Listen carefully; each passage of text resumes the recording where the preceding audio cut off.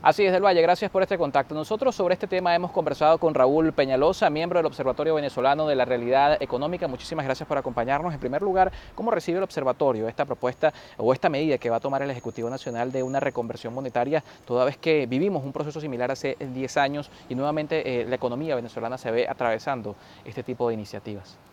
Bueno, fíjate, la reconversión monetaria más que es una necesidad, ¿no? No es una, es necesaria, y nosotros lo vemos como obligatoria, lo que no lo vemos como suficiente. Obligatoria porque en nuestra cotidianidad vemos cómo nos afecta la falta de efectivo. No hay cómo pagar un transporte público, no tenemos cómo pagar cosas sencillas y, y satura el sistema electrónico. A todos nos ha pasado que tenemos que hacer una larga cola para poder pagar con un punto o que vamos a hacer una transferencia y está colapsada la página. Todo eso va encadenándose y nace a partir de la ausencia de efectivo. Es imposible, dado el crecimiento de la masa monetaria, el crecimiento de la inflación y de la masa monetaria, que nosotros podamos tener un nivel normal de efectivo, pues además es muy costoso. Por lo tanto, la reconversión la vemos como obligatoria, pero tenemos que enfocarnos bien en cuáles son los alcances y los objetivos de la reconversión. La reconversión tiene como su principal, digamos, consecuencia es atacar la ausencia de efectivo, pero también el tema es un tema contable.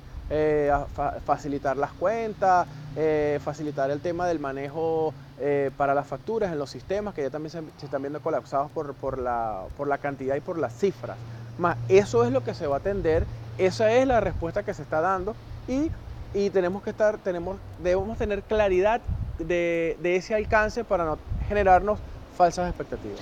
Sin embargo, otros economistas aseguran que esta medida precisamente no ataca la causa que nos ha llevado a estas consecuencias que está señalando, pues el tema inflacionario sin duda ha sido uno de los factores que también los economistas han señalado. ¿Cómo puede impactar en este factor esta reconversión?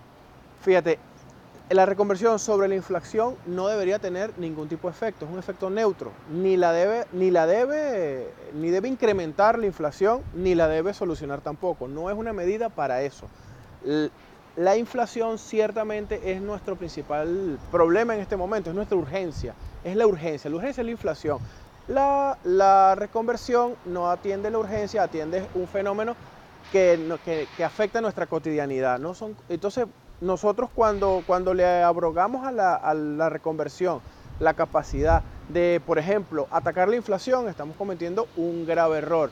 Pero al revés también, cuando decimos que no, es que la reconversión no va a mejorar la inflación, también estamos cometiendo un grave error, porque para eso no es. Es como cuando tú tienes una infección y te da una fiebre y te das un tratamiento para atender la fiebre. La infección es paralela, tienes que atender la inflación, que es la causa de la fiebre.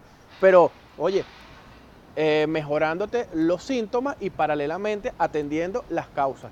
Lo mismo pasa con la reconversión. Es necesaria la reconversión, necesaria, pero no es suficiente para solucionar los problemas que atraviesa la economía venezolana.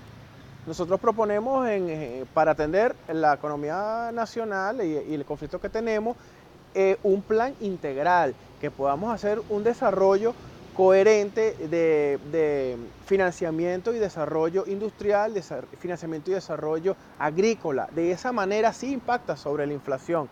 Además, por supuesto, el tema de la política cambiaria que nos afecta principalmente, es uno de los factores que impulsa sobre la inflación. Dentro de las propuestas del observatorio, el tema del déficit fiscal, ¿cómo figura toda vez que otros economistas también sostienen que es parte importante de lo que ha sido el proceso inflacionario?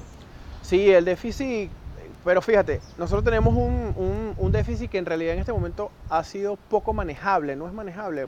Se abre una zanja, entre otras cosas, porque no tenemos, hay dos vías, no tenemos acceso al financiamiento externo, hay un bloqueo financiero que nos cerca y que no nos permite acceder al financiamiento, y tenemos internamente una caída de la producción de petróleo. Como tenemos una caída de la producción de petróleo, bueno, esa zanja o el déficit fiscal debe tener una tendencia hacia el crecimiento. Mientras no operemos y no hagamos políticas claras, concretas, puntuales en las materias que te conversé hace unos minutos, difícilmente podamos cerrar esa brecha. Bien, muchísimas gracias. No, vale, gracias a ti. Bien, del Valle es nuestro aporte y con esto retornamos el contacto.